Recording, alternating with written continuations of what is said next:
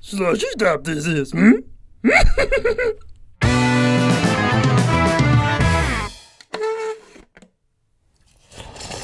Hello and welcome back to Slushy Stop. My name is Nathan and I'm joined once again by Alex and Jake. So we're back talking about Star Wars because here in a few weeks we are going to sit down and have a slaughter all-out trivia bash to see who is the greatest at Star Wars trivia. So leading up to it, we are going through the movies one by one. If you didn't catch our last podcast, we talked about Star Wars, A New Hope. And so we're here today talking about Empire Strikes Back, which many people would claim is the worst of the series. Wrong. And so that's why we're going to dissect it today to see why it is so terrible. Why do you say wrong? Empire is just so good. There's so many tiny little things. Obviously, it does the big things well, but it does all the small things really well too. And they're just iconic moments and shots. So, did you prepare things? I'm looking at so Nate. This doesn't make good audio, but I'm looking at him, pointing at him. Yes, as we stated last time, I am what's known as the organized one of the group because as I've been rewatching these movies, I have been actually taking notes and everything. So me saying that that Empire Strikes Back is the worst one of the bunch, that was all, yes, trolling and everything. I do think it is one of the best, if not the best, of the series. And having watched it, I'll admit, going into it, I was trying to be a little bit more, I guess, pessimistic about it, trying to really pull out some of the flaws in it. And I found it kind of tough. There were plenty of times where I actually noticed some things this time that are just great about it that I hadn't noticed before. So I want to go into that real quick because one of the ones that really stuck out to me is there was a lot of these little setups and payoffs that you get in the movie that I just hadn't even noticed before. So for instance, the first one that comes to mind is back towards the beginning of the movie, which I'm assuming most people have seen it. They're on Hoth, and Han Solo is getting ready to leave. He's talking to the general, and the general he makes this offhand comment about how it's going to be tough to spot Imperial forces coming with all the meteor activity in the system. And I mean, it's a throwaway line. Like, you don't think anything about it, but that's a total setup for the payoff later of them going through the asteroid field.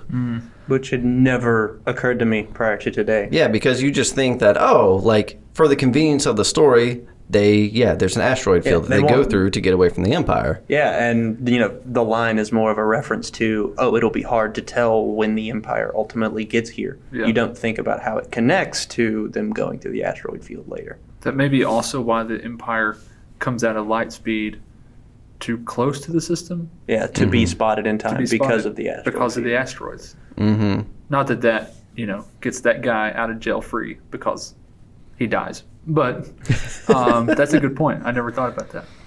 Mm-hmm. So there's a lot of little things like that. So that was the first cool one that I saw. Another one is this is the first movie where you see some new TIE fighters. In Star Wars, you bombers. Had the regular TIE fighter. You also had Darth Vader's, which was a modified version. How weird is it to see Darth Vader flying a TIE fighter, by the way? Isn't that such a weird image? Yeah, I think it's the suit. Seeing Anakin in a ship was fine, but seeing this bulking black mass with this cumbersome helmet. I have you now. In this tiny little cockpit is... it might be about the way that they shot it or something. Yeah. Yeah, you have to think his peripheral vision can't be very good with those flaps on his helmet. Also, as the robot chicken, I don't want to rehash New Hope, but as the robot chicken skit does so well, just imagine him floating in space after the first Death Star is destroyed. Oh, what do I do now? All right. But yes, so the bombers, yes, they get introduced in this movie, and most notably, you think about them bringing them out to bomb the asteroid field to find the Millennium Falcon, not Falcon, Falcon. Is it Falcon? So, okay, I guess we'll go off on a side tangent here real quick. I did notice in this movie, it goes both ways. Initially, Han refers to it as the Falcon, and who else does? There's, I think, some more rebels, and I think even Vader refers to it as the Falcon and everything. But then I think it's once Lando appears, he starts calling it the Falcon. He also calls Han Han. He also says Han. Yes, he's the one that calls him There's still a Han. chance to save us. But it's weird because I When I was think going Han to the bounty hunter. if I took my notes correctly, initially Leia calls Han Han, but then in Cloud City she starts calling him Han. I don't know if it's because of Lando or what, but she like waffles a Isn't little there a bit. weird scene where 3PO refers to him by first name as well? I think so. It's odd. It's always struck me really odd. We're trying to save Han from the bounty hunter. I was always like, that's so weird to hear him called instead of Captain Solo. instead of Captain Solo. I've never thought about that. It's always struck me as very odd. It's oddly impersonal, Maybe especially for somebody like C-3PO. I think it's maybe because he's talking to R2 and not to another human. So do you think the droids have their own sort of hierarchy? that is? Well, C-3PO does kind of talk down about humans because he has that one line where he says, "You're quite intelligent for a human being," or something along those lines. Or He's talking about Luke, right? Yeah. He's quite clever for a human being. yeah, it's almost like a dear, backhanded compliment in Yeah. a way. Most, much so. most of you meatbags. Yeah, don't get into Nice Little Republic. I've always now. loved the cloud cars on Bespin. Yeah, like Those are so cool. like hot rod spaceships almost. Yeah. That's what they look like. It's very American graffiti. Also, in a way. isn't like Bespin, everyone seems like super, that's a very middle class planet. Bespin? Yeah. Mhm. Everyone seems wealthy on Bespin. Or I mean on Cloud City. Bespin's the planet, I guess. Well, they are living on Cloud City. Let's break that down for a minute. That's true. They're Maybe- literally living in the sky. Is that an allegory? Is that a political statement? Perhaps. Yeah. Back to Empire. Yes. Yes, back to Empire. So the bombers, they come out, but what I noticed this time is that there's actually a setup shot earlier in the movie where you're just showing like the outside of a Star Destroyer before the next scene, and you see some TIE fighters flying around, and one of them is a TIE bomber. So, like, they don't draw, huge attention to it, but it's there to at least visually set up that, hey, these are going to come into play later on in the movie. I mean, there's other little things like, some of the more obvious ones where, Leia says something like, I hope you're there when you make a mistake. And then, Han then throws it back in her face later on. It's like, well, you said you wanted to be here when I made a mistake. So, This could be it, sweetheart. but then even something a little more subtle that I noticed too is with Luke, when he's on Dagobah and he's in Yoda's hut, he has that moment where he's trying to defend himself. He's like, yes, I am ready. And he like tries to sit up and hits his head on the top of the hut and everything because he's not aware of his surroundings or he's not being mindful of his surroundings. And I felt like that actually explains why when he's fighting Vader later on in Bespin, he falls into the carbon freezing chamber. Like, that always bothered me. Is like, why didn't he see that gaping hole? Yeah. Well, because he's terrible at being mindful of his surroundings. So, of course, he fell into it. And it got basically set up earlier in the movie that, yeah, he sucks at that. Situational awareness. Yes. Which, I guess that kind of brings me to a kind of a... He does fall down a few holes in that movie, doesn't he? Because at the end, he also falls down the giant hole. Well, purposefully. He does, but still, Which, that's honestly, kind of funny. I mean, this time I was thinking, wouldn't that be an amazing ride for like the new Star Wars land? You have just this Yes. series of tubes that you get to slide through and everything that just end in a giant abyss that you fall into. or imagine if they did it as a VR experience where Yeah. like you get your hand cut off and everything, and like maybe you wear some sensor on your like sensor bracelet, and it just like shocks you a little bit. Maybe when he cuts off your hand, so it gives you the illusion that your hand is gone, and then you're super just cool. falling forever. That'd be crazy. Yeah. But anyway, sorry. Yeah. End up in the hospital. Yeah. Some mental trauma. Well, that's the thing. It's like, okay, in this movie, Luke is starting to come into his own. As Vader says, he's not quite a Jedi yet, but he is growing. But he does still have his grounded moments where he makes some mistakes and things like that. Like, I thought it was funny that within the first 40 minutes, he crashes 2 ships. First his speeder That's during true. the Battle of Hoth, and then his X-wing into Dagobah when he lands. And I've always thought it was intentional and telling of where he is in his development, that throughout Empire, his go-to weapon is a blaster. Mm-hmm. You know, he's always reaches for the blaster right up until the end of the movie when he's following Boba Fett and Han's frozen body. You know, he has the blaster. That's a very good point. And I always Yeah. thought that was interesting that he has like one of the coolest weapons ever, but he defaults to the gun.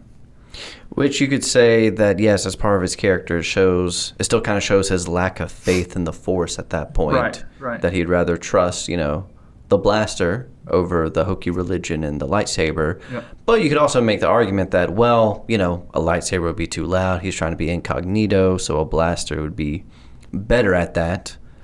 The transition is also gradually made over the course of the movies. The only time you see him use the lightsaber at all in A New Hope is when he's on the Falcon, training with the little droid thing. And then you never see him pull it out again. The entire time on the Death Star, it's just the Stormtrooper standard issue blaster. And then, all through Empire, he uses the lightsaber only when he encounters Vader. Or Be the it- Wampa. Yeah, or the Wampa. But that's a good point. Why didn't he have his blaster then? I'm assuming. And I think it's probably because the lightsaber was just conveniently there in front of him. also like.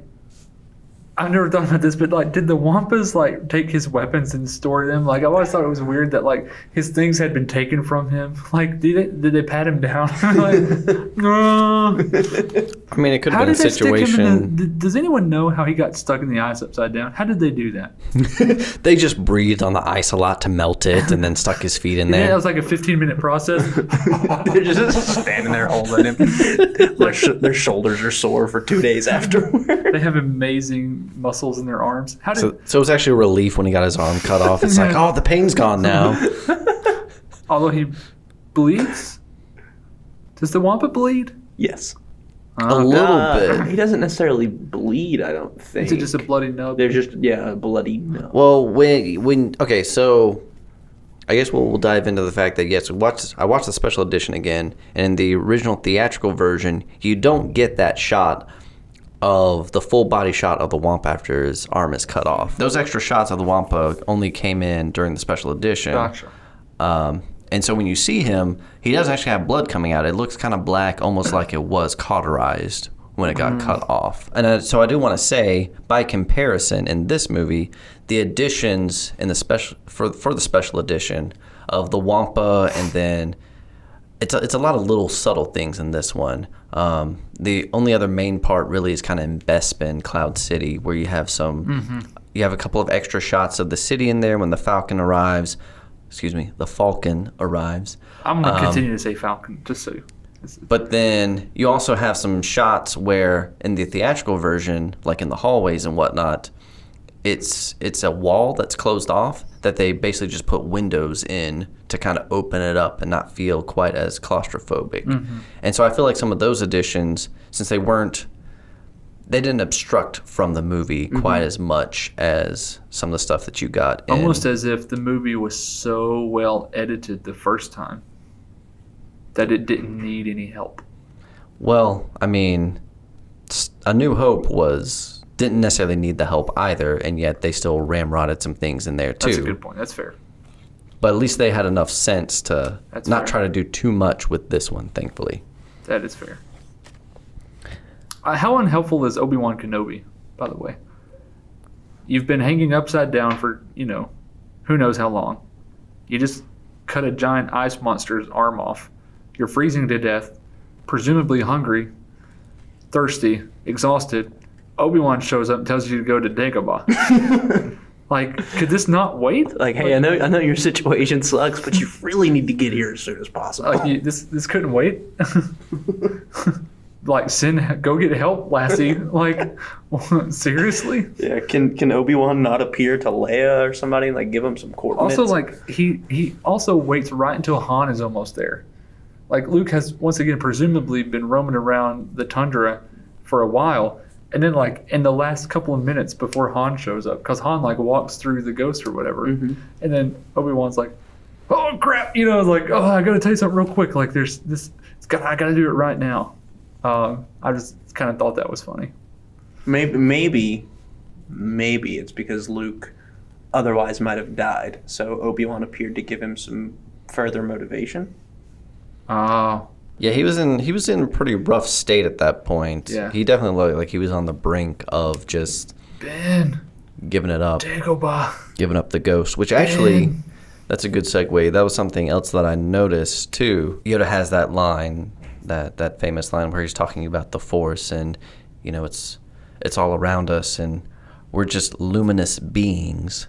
And it's like, oh yeah, that explains Force ghosts. That's why they're luminous, because that's basically your inner self being freed from the crude matter, your actual luminous being that you're seeing in that Force ghost. So I thought that was just an interesting thing. Just another one of those things that I hadn't really picked up before that just kind of stood out. Like, hey, that's a cool little reference there.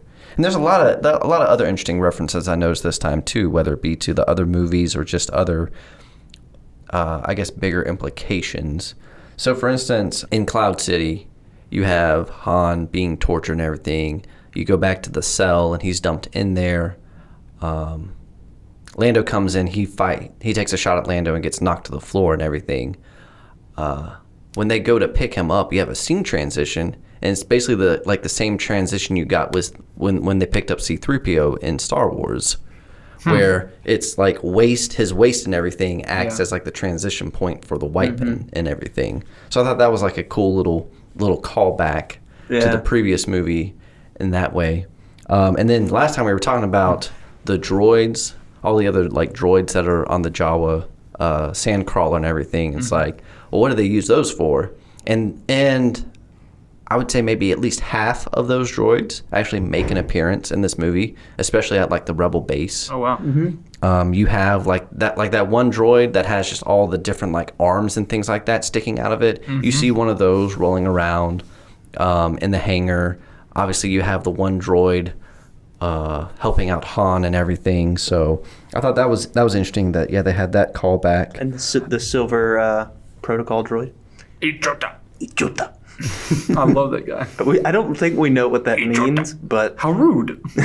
it's really It's fun to not say. pleasant. Also, on the topic of droids, we have to talk about 3PO, because I think 3PO is one of the highlights of this movie. Because he is, in A New Hope, like, he has some comic relief. Actually, I guess he is primarily comic relief, but, he makes some valid points. And in this one, he does too.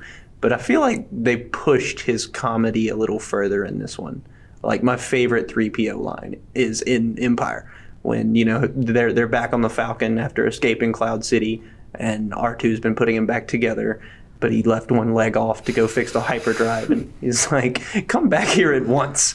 You're not done with me. You're not done with me. Chewie can fix the Falcon. I'm standing here in pieces, and you're having delusions of grandeur.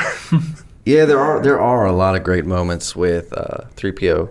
Like, you have that moment back at the Rebel base on Hoth when he's talking to R2 about, was it like the heater in Leia's room and how... I've always loved that line. They definitely upped the quantity of the banter between he and R2, which is interesting that it works that well, because we don't even know what R2's saying.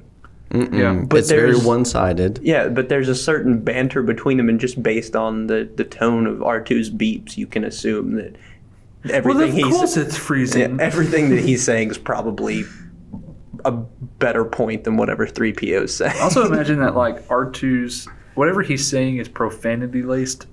Yeah. Like, I just get the feeling that R2 is just like a bad little machine, and he's just constantly like, a foul-mouthed little robot who's very independent and very strong-willed.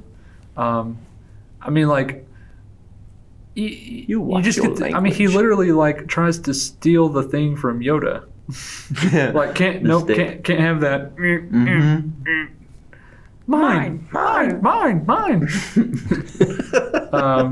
You're making a Well, that's what I was mess. going to say, too. Yeah, you have that great banter back and forth, but if you think about it, they're only together there at the beginning and at the end. You have the whole middle section where... And it's satisfying when they're together again. There's something weirdly satisfying to me when R2 finds 3PO, or 3PO spots R2, I guess. Yeah, you feel the same joy that I guess you're meant to assume that he feels by their them being reunited. Yeah.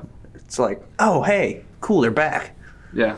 And that's kind of like, too, you know, we were talking about in our last one about the relationship between Luke and Han.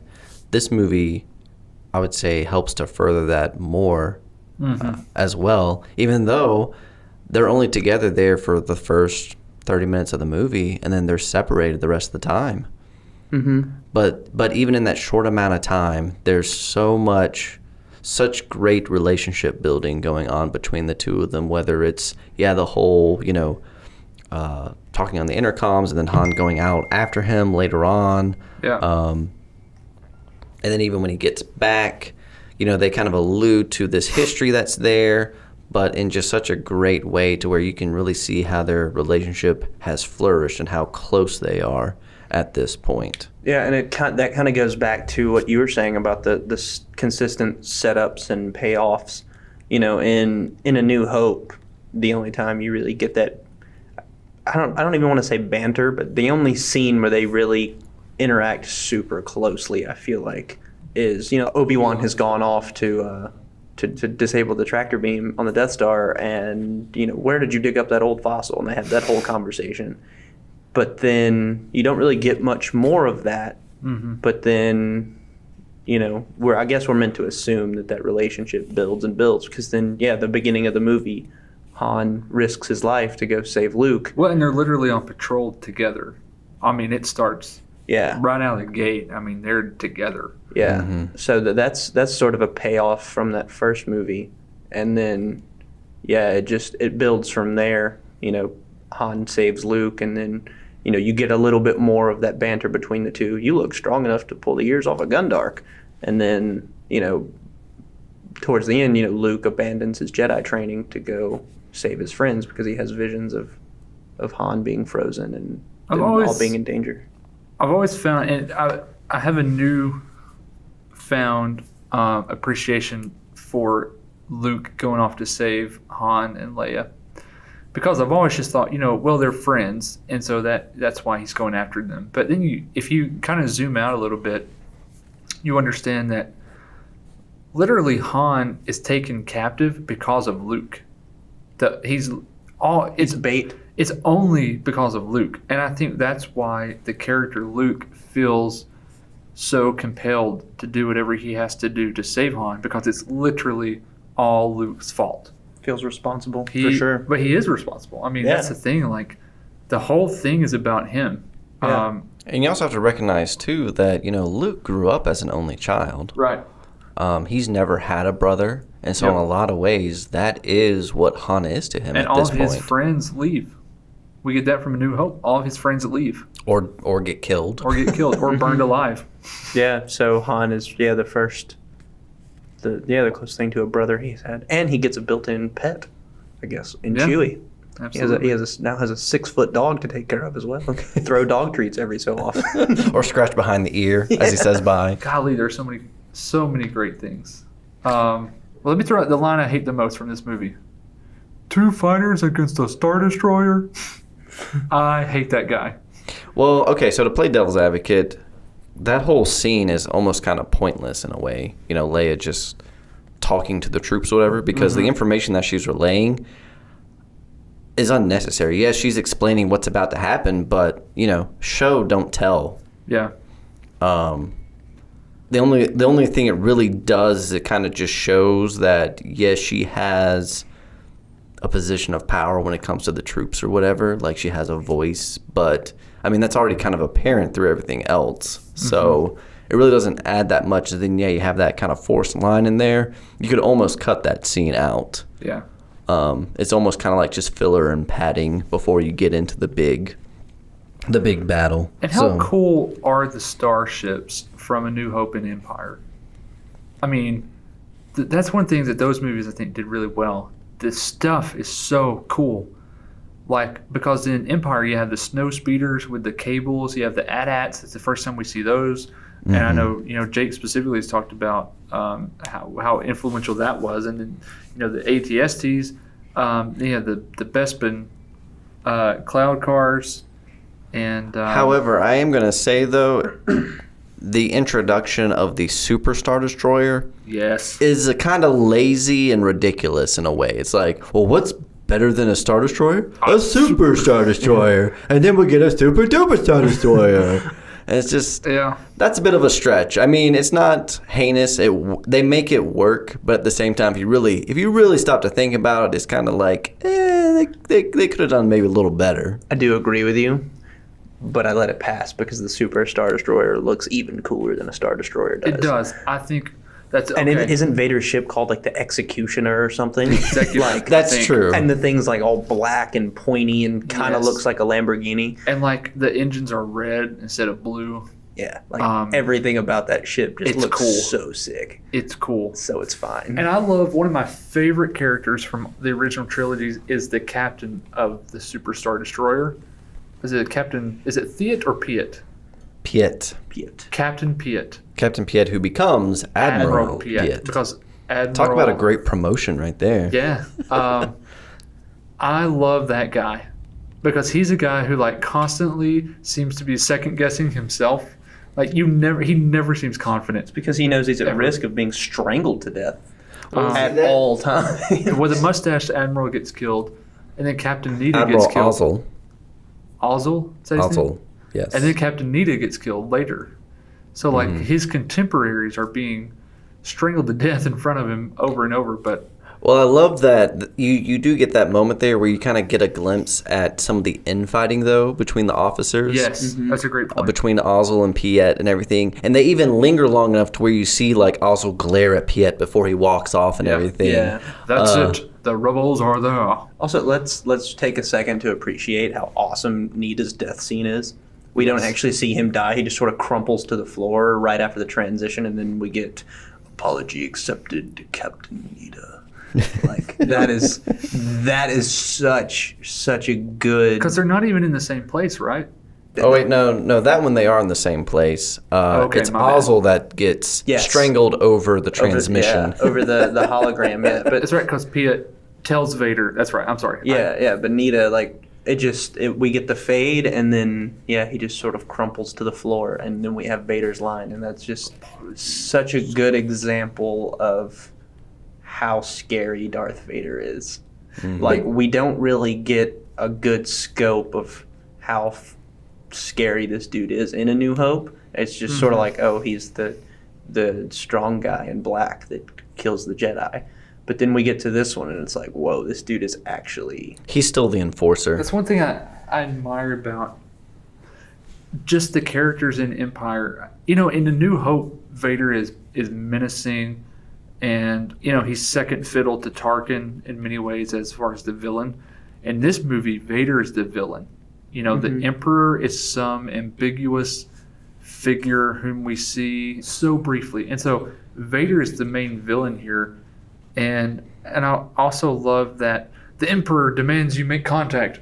Like, turn the ship around right now. Well, going back to that whole infighting and everything, what I love about that is it kind of helps to keep it grounded and realistic. Because, you know, we were talking about that in the last one, about how what's great about these movies is that, yes, it's a sci-fi story that's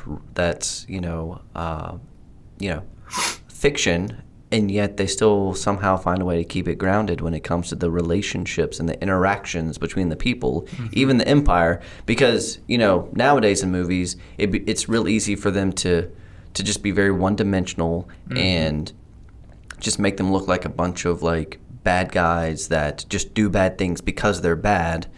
Whereas now you get to see kind of like that behind the scenes drama that, you know, would exist, that happens every day in corporations and organizations across the globe. So, and I love that bounty hunters, we don't need their scum. Like, if there's something worse than the big, bad, powerful, you know, resource-rich Empire, it's the scrappy one-off, like, all by himself, lone wolf bounty hunter. There's something, I've always felt like the bounty hunters, there's something so scary about that. And the juxtaposition of the bounty hunters there with Vader, and Vader basically is like this big, heavy machine that is the Empire has been unsuccessful at finding him, but I'm going to resort to basically like sewer trash. I'm going to bring some independent contractors. Yeah, and like I love that, and like even Boba Fett's interactions with Vader, just totally unafraid of him. Yes. No disintegrations. Right, and Vader, that's a great point. And Vader's like kind of pulling the leash on Boba Fett. Like, that's one thing I think they did so well in this movie is they make the mercenaries so menacing that even a Vader character has to warn them, like, there are boundaries here. Don't cross the boundaries. And then to see Boba Fett, what about my bounty? He's worthless to me dead. You know? Yeah, like Boba Fett shows no fear at all. No fear. See, my one of my few grievances with this movie is that we don't see more of the bounty hunters. Mm-hmm. Granted, most people just want to see Boba Fett, but I've always thought Bosk was super cool, and we just get the one like gross shot of his foot, and then him make that noise. He's the Killer Croc of Star Wars, and I want to see more of that. Or IG-88, like this insane assassin droid that, like, what about that isn't cool? Yep. And also, supposedly, I saw this in an Easter egg video in the scene where Chewie is in the little furnace room with the little small goblin people on Cloud City. Harry Potter goblins. Yeah, and he's collecting the pieces of 3PO. Right next to the furnace, there is a shot of one of those droids. The It's a white one. Yeah, and supposedly that was supposed to be like one of the IG-88. So I don't know if there's like an army of them. Or I think, if I remember it as the story goes, like IG-88 went rogue along with some other droids of his make and model, and that was another one of them, which is really cool. I agree with you. I love the bounty hunters, and I just love that it was a simple, quick, easy way for the writers and the people who made the movie to inject a new, like, because you sit there and you go, how could it be worse than this? If you're Han and Leia, how can it be worse than this? And then suddenly you go, oh yeah, like it's worse all of a sudden. And there's also some commentary too, like you were saying, you know, what's worse than the Empire? So you get these scrappy things, these you know, gnarly bounty hunters or whatever. It kind of shows the incompetency of a big operation like the Empire, like how easy it is for them to just have all these oversights, I guess. Like they can't really dial in on minuscule things because they are so large. So it's easier for Vader at this point to just hire your Boba Fetts and your Bosks and whomever else. Even in the comics and in the Rebels TV series, which, not to go off on a too terrible of a tangent, but to get rid of the remaining Jedi, he hires Inquisitors rather than just sending out waves and waves and waves of Stormtroopers because he knows. Yeah, you can definitely say that there's maybe like a subtle underlying theme, because even when, you know, Lando's talking about Cloud City and how the reason why they're so successful is because they're a small operation that isn't noticed by the bigger cartels or whatever it was he refers to, the bigger unions and whatnot that exist. That basically, it's almost like they're making a point that, yes, smaller operations are better than those bigger, cumbersome. Yeah, they fly under the radar. Literally, for the Millennium Falcon. Which, speaking of that, if we want to go to a criticism, why doesn't the Empire have more windows? I mean, why wasn't somebody able to look out and see, hey, look, you got a ship attached to the back of you over there. You might want to, you know, get that checked out. Because dark, and evil, and darkness. Because that's where the gymnasium was, obviously. They had an employee workout facility, I'm sure. And plus, like, Han says something about, like, the landing claw. So does that mean, like, they literally physically, like, latched onto the ship? Yes. Nobody heard that? Or, like, it didn't crunch into somebody's room or something like that? I mean... Also, I love that Han knows the procedure for dumping trash because he was a former Imperial pilot. Yeah. Talk about, you mentioned small things. That is one of the small things in this movie that I love. Like, no one ever says it out loud. It's not on the nose, but, like, that's why Han Solo knows. Yeah. Because he had gone to the academy. He was an Imperial pilot. It's an implication. Also, Boba Fett, if he realized that Vader was Anakin, would he connect the dots and be like, oh, yeah, like, your buddy cut my dad's head off back on Geonosis? That's a good question. Like, they have met before. So, one thing I want to ask then, as great as this movie is, one of the big criticisms that always comes up is the passage of time in this movie.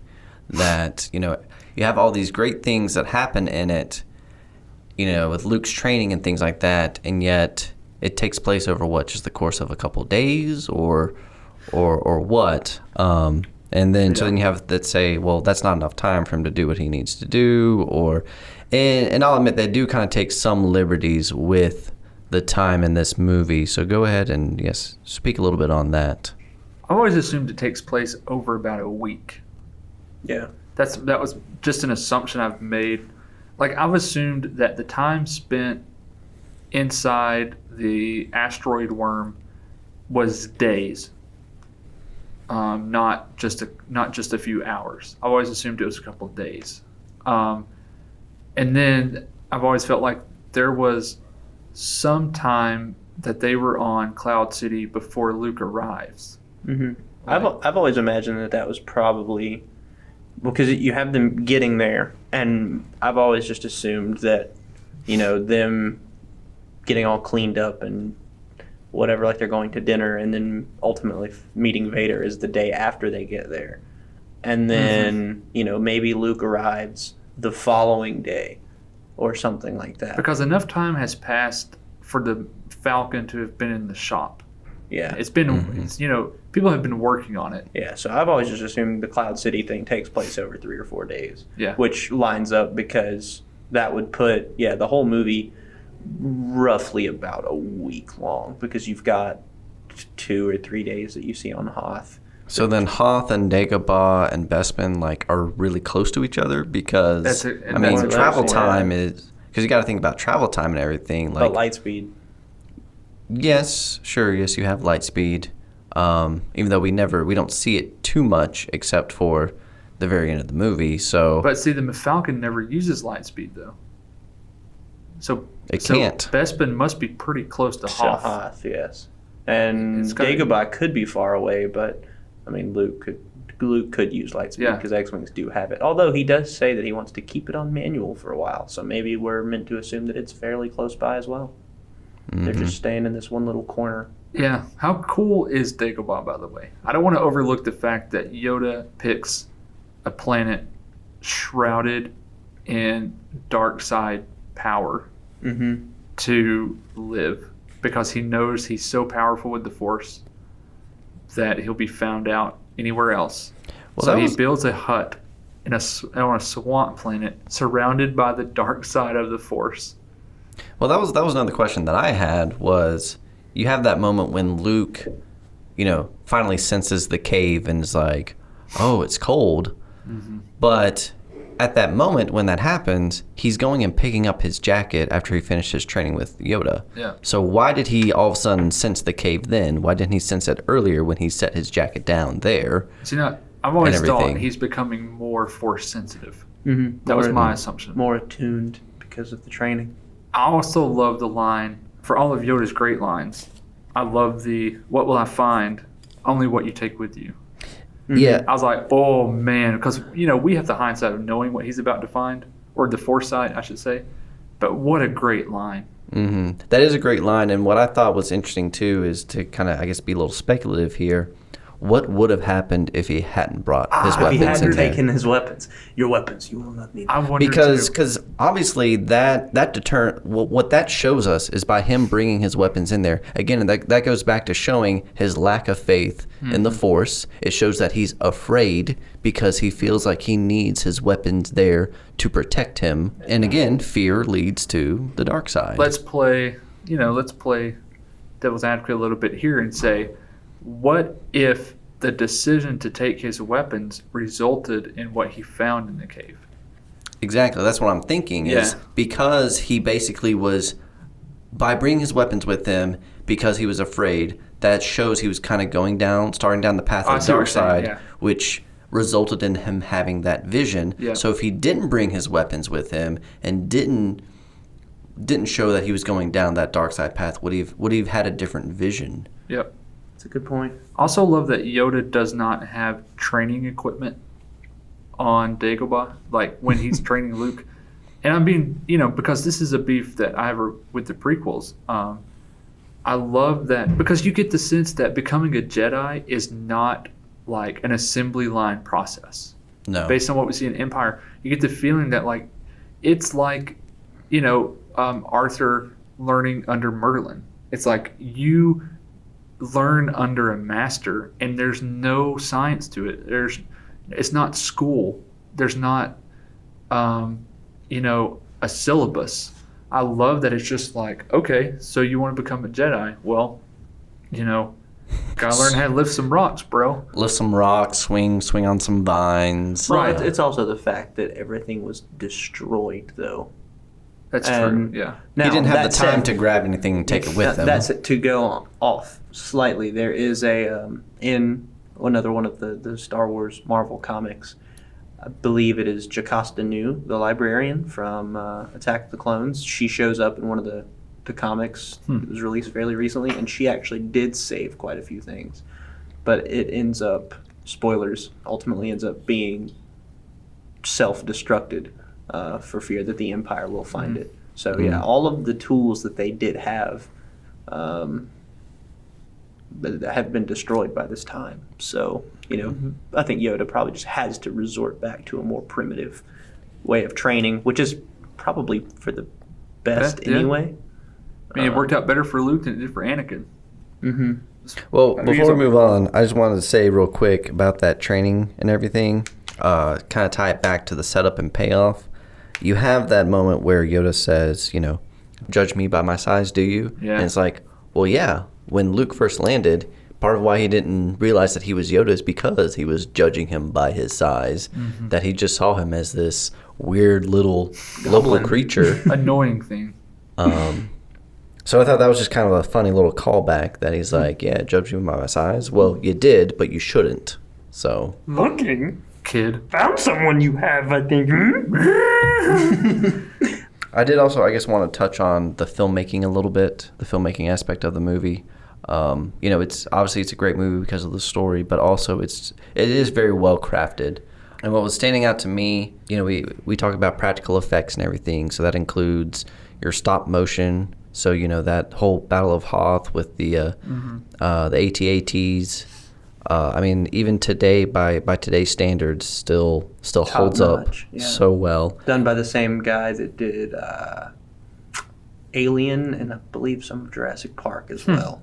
I always forget his name, but there is a brief documentary I watched on him that Vice did, and it's very, very interesting. So a lot of great stuff there. And then talking about Yoda, he's just a puppet, but they do so many great things with him, and the puppet itself is so expressive. You do forget that, it is just a puppet, and you really genuinely start to believe that it is this alien, this character that's talking and acting out in this universe. But you asked about questions. There's one thing that stood out to me. There's this moment when Chewie's getting into the Falcon with C-3PO on his back, and he ducks down, and C-3PO's like, ow, stop it. And everything. In that moment, is 3PO actually feeling pain, or is that just like a programmed response to? Probably programmed, and once again goes back to 3PO being comic relief. I think it's just turn around, Chewbacca. It's just something to make the children giggle, I would think. But I don't know. We've talked about that before.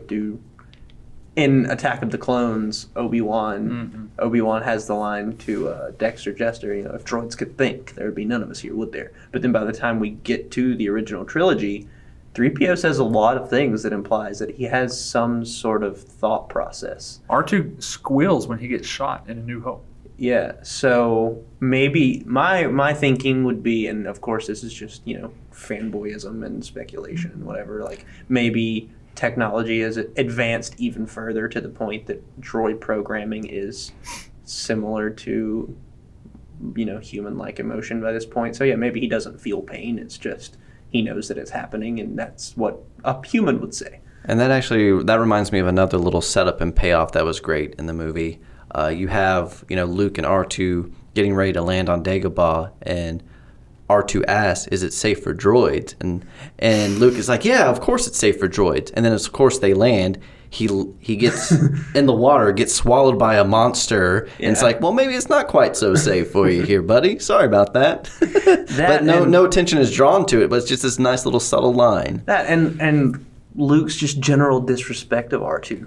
Like, yeah, it's safe for droids, and he ends up getting drenched, and then while Luke is eating soup or whatever in Yoda's little hut, there's the quick shot of R2 Poor outside in the R2. rain. Yeah, like on his little tippy standing toes, on trying to look through the window. his little tip wheels or whatever, trying to look in the window. And every time I see that scene, even now, it's like, poor R2. What did he do to deserve that? He must be lonely. Also, at times he tells him like, "Go prep the ship." Yeah, Like R2 to me has always been basically a dog. He's basically like a pet figure, and he like there is a certain amount of affection I think that Luke feels toward him, but he's also there to perform duties. Yeah. That's a good point about the droids. I mean, they serve really interesting roles in these films. For that reason. And then the fact that some are bad. I've always thought that was weird. Like, you have the droids who are bad. Like that guy. He's mean. How rude. I love the recurring plot point that the Falcon doesn't run right. Like, What a piece of junk. Like, I don't know what happens between A New Hope and Empire that it is in such bad shape. But that was just a really... And again, that's set up even just from the very beginning of the movie. You have Chewie and Han working on it. They're on Hoth, having all these issues with it right off the bat. And it just plays out as a thread through the rest of the movie. The sound of it failing to start while they're trying to escape. Would it help if I get out and push in my... And then even Lando refers to it as the fastest hunk of junk in the galaxy. Yeah. Are we going to end this without talking about the fact that this is when we figure out that Vader is Luke's dad? Yeah, that's what I was going to say. We can't have a conversation about Empire. I mean, this is the most iconic line in movie history. Like, you could talk about Casablanca or what's the other one? The line from Gone with the Wind. But pretty sure "I Am Your Father" is the most well-known movie line ever. Yeah. Mm-hmm. To the point that, people that have never seen Star Wars a day in their life, which how those people exist still baffles me and is sort of offensive to a degree. But even those people know this line and know what it means. Yeah. So, which makes it even cooler when you see, now the last couple of years I've seen a lot of videos on YouTube of like parents showing their kids Empire for the first time, and their kids don't know it yet. Yeah, those reaction videos. Yeah, and they have these like just the most pure responses. And I saw one fairly recently of a girl that looked like she was probably mid-20s and didn't know somehow, and she saw it and she had the same shock. And it's just so cool to see that. Mm-hmm. I mean, I remember seeing it for the first time. I just felt like I had to tell somebody. Yeah, like I must tell someone. How do you think that goes differently if Luke walks into the carbon freezing chamber, Vader's standing there, Luke ambles up the stairs, he draws his lightsaber, and Vader goes, "Hey, I'm your father." Like, how do you think... Come with me now, son. Why? I mean, yeah. Have you ever wondered that? Why? Give Daddy a hug. If they just didn't have the fight. No, but see, that's just it, though, is before revealing that, he wanted to test Luke. That's basically what that comes down to. Oh, I Because that was see. all just a test. Because, even from the very beginning, like, Vader's not taking it seriously. He starts out by fighting one-handed. Yeah. And then as he gets a little more serious, he puts two hands on his lightsaber. Then he just starts hacking away, like, really starting to lay into Luke, really just testing his boundaries. And once Luke has proven himself, that's when he's like, "Hey, kid, I'm your dad. Together, we can kill the Emperor, and we can rule the galaxy together. That's a Come good with point. me. Let's do it now." You have what it takes. Because otherwise, if he wasn't that strong, if he was able to just, freeze him and everything, then it wouldn't have mattered so much. But by Luke proving himself that way, he was worthy of being Vader's son. Not necessarily Anakin's son, but Vader's son. Yeah, I think that's... Yeah, you pretty much hit the nail on the head there. Like, if he'd been so easily captured, would he have even bothered telling him at all? Yep. Would Vader just see him as another expendable resource, like he has, all of these admirals, and I mean, he kills 3 admirals over the course of this movie. So basically, would he just be another Nazi? Well, I've said it before to you both. I think my favorite character of all the movies is Luke, because you take this kid, this 20-year-old guy who grew up in the middle of nowhere on like a moisture farm, and his uncle was mean to him, and he comes from literally nothing, had nothing to his name, to finding out that your dad is like second in command of the whole galaxy. This father figure that you have to know, you fantasized about your whole life. You're part of this ragtag group of people. Your dad is the second most powerful, second richest man in the galaxy. And he is extending the ultimate invitation for you to get on board this thing. All you have to do is take my hand. I know I just cut your hand off, but all you have to do now is take my hand. I have the best medical equipment in the galaxy. I have all. You will never need money again. You will never lack for anything. All you have to do is come with me. We will overthrow the Emperor and will rule as father and son. I know the Emperor's a bad guy, but I can overthrow him and then I'll rule. I can do this. I'll rule and I'll bring order to the galaxy. That's always Anakin's mission. And to think, if you're Luke, I mean, how do you turn that down? And I would say that it goes back to that relationship with his friends. That the reason why is because he remembers at that moment, the reason he reacts is because he remembers this is the guy who has been torturing my friends, who has brought all of this pain and suffering upon all of us. Like, I can't believe this is my father. Yeah. I want to have nothing to do with him whatsoever. I would rather jump into an endless pit than to go with him right now. Yeah, this is the guy that's ultimately responsible for the murder of his aunt and uncle, who, yes, his uncle was mean to him, but they were his parents, raised him from a child. Murdered Ben. Yeah, killed Murdered Ben his mentor. in front of him, and then, froze Han in carbonite, and which I guess at that point he probably doesn't know that Han's frozen. He sees the little thing go by, but he probably... I guess we have to doesn't assume that but- Yoda tells him also on Dagobah, like, this Vader guy murdered all the Jedi, including the children. Yeah. Like, straight up murdered kids. And, Ben has already told him, Vader betrayed and murdered your father. So even when he finds out that he is his father, like, he could probably make the assumption that, like, okay, well, if he did it, even though he might not have done it to my dad, because he is my dad, he probably did that to a lot of people. Yeah. Because the Jedi were much bigger than this at one point. And if you can put yourself in Vader's shoes, you have to feel like that request almost seems to be made in earnest. Like, if you can backtrack, if you're Anakin and you look back and you go like, I killed my wife, who, I don't have her. This was his plan. His plan was for him and Padme to rule the galaxy together. This is the next best thing. Like, are you kidding? Like, turns out I have a second shot at this. I ruined the first shot. I have another chance to do this. Me, the Skywalkers, we will take our place. Finally. Well, and I think he also, if Luke joins him, that's sort of taking pity on Luke as well, because you kind of get the vibe that he wants that to begin with during the scene with the Emperor. When he makes the call to the Emperor and Palpatine says, I have no doubt that the kid who destroyed the Death Star is a son of Skywalker, and he could be a threat to us or whatever. And Vader says he's just a boy, and given the tone, it sounds as though he's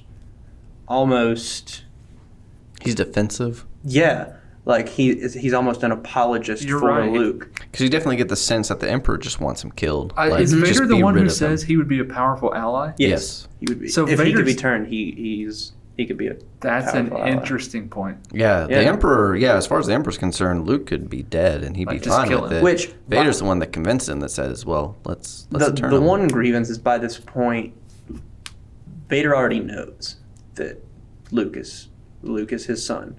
Once again, back to the comics, there's this really cool scene after the first story arc that they did in the 2015 series where he's hired Boba Fett to get some information on the kid who destroyed the Death Star. And at the end of the book, Boba comes back and, not much is known, but I have a name, Skywalker. So he already knows that he's a descendant of him, and he sort of plays that off to Palpatine. But that explains why, from the beginning of the movie, he's so determined to find. Yeah, he's obsessed with finding Luke. Yeah, determined to catch him, not blow the planet up. Not blow the planet up and kill everyone. Not attack the base from space and kill everyone. Not like he's intent on capturing him. Like, he could have rolled in with a Star Destroyer in that asteroid field and just blown the whole thing to pieces. Like, do we know that Vader doesn't know that Luke's not with Han and Leia? Like, we can assume that he probably thinks Luke's with them. Yeah, it's hard to tell exactly what Vader knows at that point. But he's hell-bent on capturing the Millennium Falcon. We know that. Yeah. Yes. And I think probably part of that is we can assume he thinks he's either with them or they know where he is. Exactly. But he doesn't annihilate them. He is out to capture them. Mm-hmm. So my point to this is this the first time that we start to see that good in Vader that Luke knows is there? Because he's taking pity on Luke, and that's the only time we see any compassion out of Vader, even slightly shown. But then we get to Jedi, and we hear Luke say, there's good in him. I know it. So, yeah, you can definitely make an argument that even though it seems like throughout the whole movie he's just obsessed with trying to find Luke for the sake of his mission, that no, it is out of compassion. It is out of a kind of fatherly love that he's, and that's why, yes, he, in his own way, essentially begs the Emperor to spare his life. That no, let's turn him instead. Exactly. This is the first of that. I think that's true, but I think it's also, again, I have to go back to, like, there's a vindication for Padme as well. Like, this is a piece of Padme. Like, this is a piece of my, dead wife, in a sense. That sounds terrible, but, like, you get the feeling that knowing the whole story, like, of course Vader wants Luke to join him. He doesn't want to kill him. Like, and it's also maybe some redemption. That's the word I'm looking for. Because he's in his own mind. Yeah, because he can redeem He's himself. already had to live with the torture of knowing that Yeah. he did everything that he did to try to save his wife, and ultimately he's the one that killed her. And so he's already had to live with this. In his own mind, he can vindicate what happened by saving Luke, by taking care of Luke, and that, someday in whatever afterlife he believes in, like, he'll be reconciled with Padme because I made it right. I found our son. I made it right. It's definitely personal. Like, it's definitely personal for Vader, and seems legitimately dejected when they get away. Yeah. At the end, you were talking about that scene where the Falcon finally hits the hyperdrive or goes into light speed.